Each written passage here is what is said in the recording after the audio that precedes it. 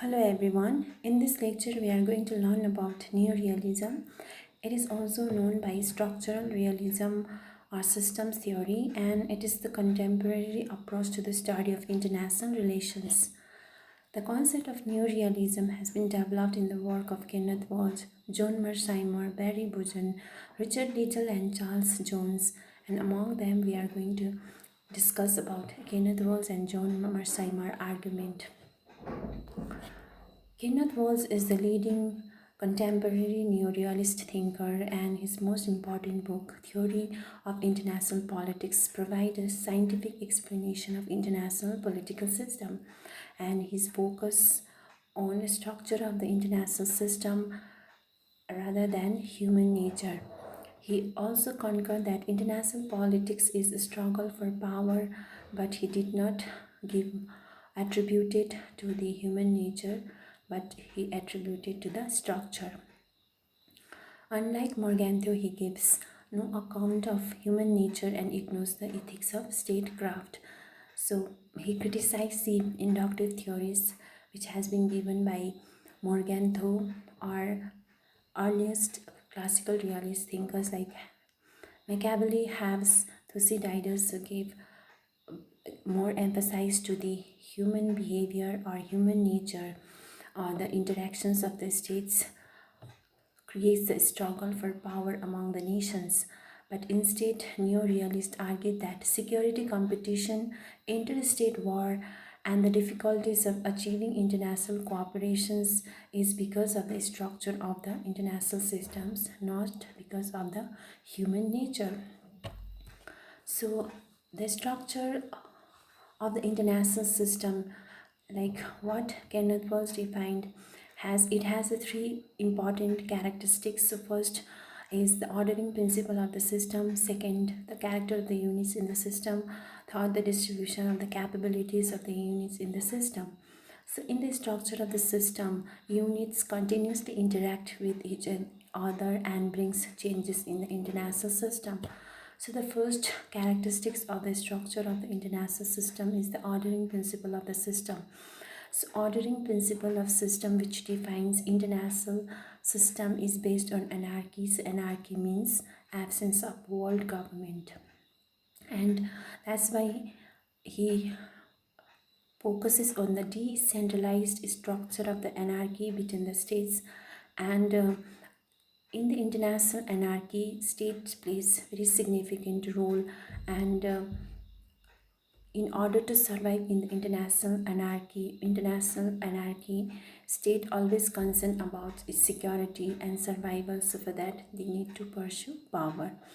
And the second ordering principle of the system is hierarchies. So some of the states are powerful and some of the states are big, so that clearly shows the hierarchies of the international system.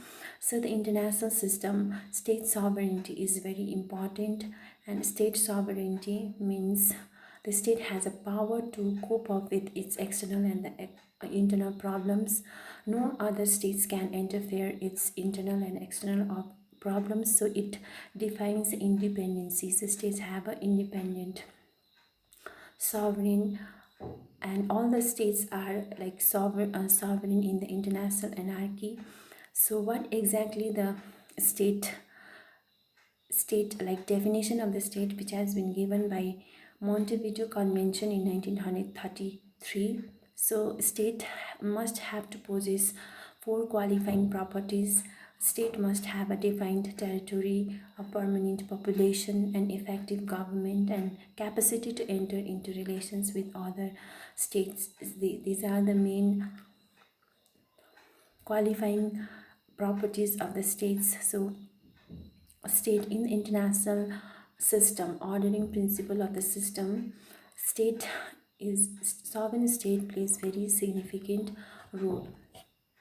Second character of the units in the system is states are less important because structures compel them to act in a certain way. So what classical realist argues that like human nature or the human being or the state's behavior plays significant role, but Kenneth Walsh did not agree with the argument which has been given by the earliest classical realist thinkers, and he more emphasized to the structure of the international system, and he also differentiate the domestic political system in which ordering principle is hierarchy. What happens in the domestic principle? So there are some of the compulsory jurisdiction, political, legal process who govern the state in the domestic sphere, but as compared to domestic political system, in international system is anarchy.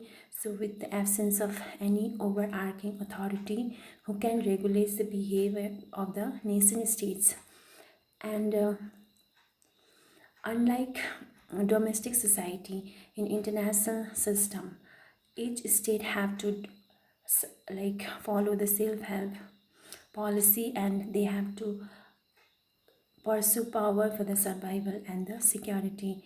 And again, in this particular unit, states are alike because they perform similar set of functions such as national defense, tax collection, and the economic regulations. And whether states follow democratic or like authoritarian or any kind of form of government, so they perform similar functions. So what are the main functions of the state? The main function of the state is to protect territory, to protect national defense, to collect taxes. So these all are the functions of the state, but like state differs only with regard to their capabilities, not of their functions. So it state only differs of their capabilities, so how much power possess a particular state, so it depends upon the capabilities of the states.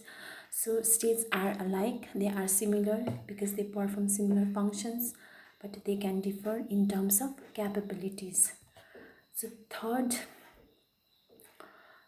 characteristics of the structure is the distribution of the capabilities of the units in the system, because how much capabilities states like as perform similar functions, they are alike but they differs on the distribution of the capabilities, because of the distribution of the capabilities in the international order, like changes can be occurred in the international system when there is a rise and fall of the great powers. So because of the great powers brings changes in the international system, if they manage international system, and they can be criticized when they fail to maintain an international order. So that's why great powers comes with great responsibilities, and typical means of the such changes, great power war also brings changes or brings some kind of peace and stability and cooperation in the international order. So what exactly the great powers? So great powers, those who possess high rank of military powers, having the capacity to maintain their own security and potentiality, and they have also economically powerful, and they have a global and merely regional spheres of interest, and they adopt forward foreign policy and have actual and not merely potential impact on the international affairs. And in the structure of the system, relative distribution of power is the central focus of the states. So it depends upon the capabilities of the states, is the main like character of the structure of the international system. And this like those states have a huge power or great power, they bring changes in the international order. And in order to bring changes in the international order, some of the state also maintained balance of power. And he clearly distinguished between bipolar system and the multipolar system. What he argues is that bipolar system brings more stable than the multipolar system, because like in bipolar system, two blocks try to maintain the system. While maintaining the system, they also maintain themselves. That's why it creates stability and peace because of the bipolar system. For example, Kenneth Walls have given the example during the Cold War period. So Cold War period is the bipolar system in which the conflict we could see between the USA and the Soviet Union, and this kind of bipolar system creates more stability and peace in international order. Wall's nearest theory, structure and the outcomes.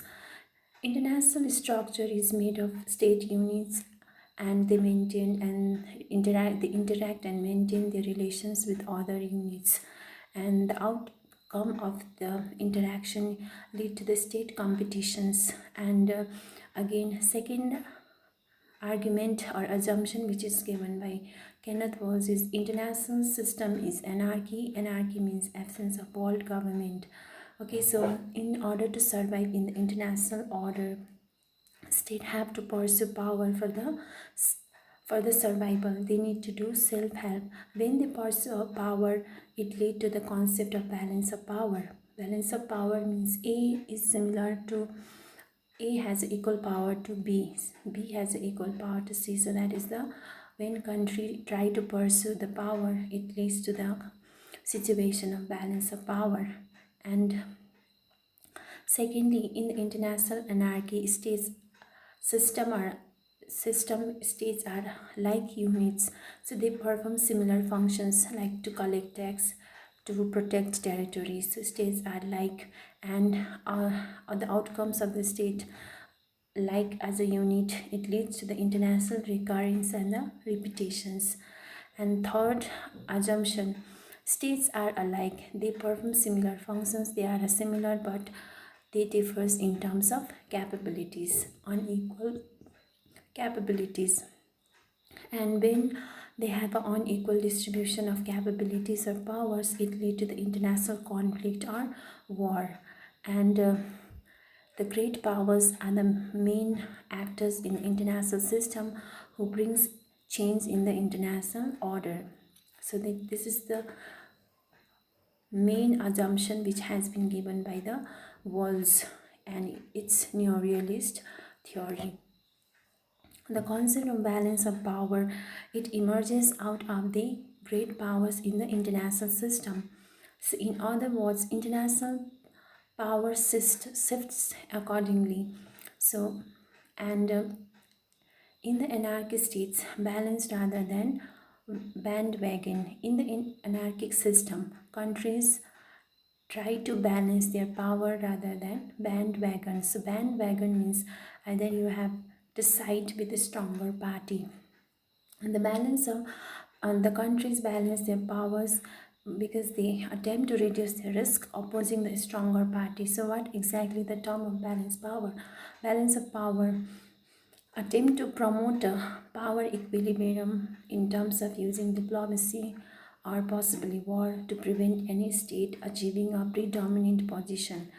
And it also refers to a condition in which no one state predominates over states, tending to create general equilibrium and curb the hegemonic ambitions of the all states. So it also stop the hegemonic ambitions of all the state in international system. Now, neo-realist stability theory, which has been developed in the work of Walls. So, during the bipolar system, it leads to the stability or peace in the international order. So, this argument has been also developed by John Mersheimer, and stability theory can be developed in the bipolar system rather than in multipolar system, because he has given three basic reasons why bipolar systems are more stable and peaceful. First, the number of great power politics is fewer, conflict is fewer, and that reduces the possibilities of great power war. So what happens in the bipolar? There is a less chance of conflict. So there is a fewer conflict and it also reduces the great power war. Secondly, it is easier to operate an effective system of deterrence because fewer great powers are involved. Only two powers has been involved in the bipolar system, so it is very much easy to deter with each other. Finally, because only two powers dominate the system, the chance of miscalculation and misadventure are lower. Only two powers has been involved in the war, so it also lower the chances of miscalculation and the misadventure. The two rival powers can keep their eye steadily fixed on each other without the distraction and the confusion. And Mersheimer also argues that the distribution and the nature of military power are the main source of war and peace, and long peace can be achieved during the Cold War period because of the three fundamental conditions. So the first one is bipolar system of military power in Europe. So both the power have a military power, and this equality of military power between US and the Soviet Union also maintained the stability. So third important conditions was the reality that both of the rival superpowers were equipped with an imposing arsenals of nuclear weapons. So both the great powers, the superpowers, have the arsenals of nuclear weapons, so that led to the peace or stability during the bipolar system. But what happens in the multipolar system? So in multipolar system, 5 or 6 countries are powerful, and there is a chances of war in the multipolar system rather than bipolar system. And theory has been criticized on the ground that, like, Wall's unit structure relationship is that it leaves little or no room for systemic change induced by the units themselves. So unit also bring changes in the international order. So Kenneth Walls ignored that element, and he also ignored the values, ethics, and moral aspirations of states, because it also plays very significant role in maintaining the international order. And this theory has been criticized on the ground that anarchy is itself is the creation of the states. So anarchy is created by the states, it is not given. And he also denies the greater level of economic interdependency. But what happens after the Cold World War? So world has been moving towards the more economic interdependence because of the globalization. Again, he also denies the core value of the liberal democracies, because most of the countries has been adopted the liberal democratic government. So after the independence, okay, after the decolonization. So on this ground, this theory has been criticized. Now the constant state of insecurity is also encouraged by the fact that states are primarily concerned about maintaining, improving their position relative other states. State always try to maintain their powers in relation with the other, and so that leads to the discouragement in the cooperation between the states. And this relative gains is like one state gain is another state's loss, and this idea further led to the bifurcation of the between the defensive and offensive realist. So now what exactly the offensive realism? It is given by the John Mersheimer, and what he argues that states are power maximizer, in that they understand that the best way to ensure their survival is to be the most powerful in the system. State always maximize State have to maximize their power in order to survive in the international order, because international system is based on anarchy. You have to do self-help. So self-help principle is the basic element in the international anarchy, and this conditions leads towards the like arms race, unilateral diplomacy, economic policies, and opportunities expansion. And Mersheimer also argues states seek regional hegemony. So that's why when states maximize their power, they also seek regional hegemony. For example, India seek regional hegemony in South Asia, like China in Asia and US state in Western Hemisphere, because hegemon states try to hard to prevent the rise of competitor in order to stay in dominant. For example, US against Germany in First World War, US against Germany and Japan in Second World War, US against USSR during Cold War, US will counter the rise of China in Asia also. And in this regard, offensive realists also criticize defensive realists for deviating from the core of international system. So what exactly the defensive realism? So defensive realism has been given by Kenneth Walls, and who believes that the state must seek power enough for its security. State only have to seek power for its security, like because excessive power accumulation provokes hostile alliances against you and bring you down. So excessive accumulation of power brings hostile relationship between the states or alliances among the states. So that's why the state only have to seek power for its security. So therefore it is foolish to go for excessive power. One liner for offensive and defensive realism. Offensive realism says that for survival, a state must work to become the most powerful state in the world, whereas defensive realism says that state must acquire power which is enough for its security only. According to the offensive realism, what they have argued is that in order to survive in the international system, state have to maximize the power. But whereas defensive realism, what they have argued is that state have to acquire power only for its security, not more than that, because it creates hostile uh, relations or alliances among the states. So that is the main difference between defensive and the offensive realism. So this is all about the neo-realist approach to the study of international relations. Thank you so much.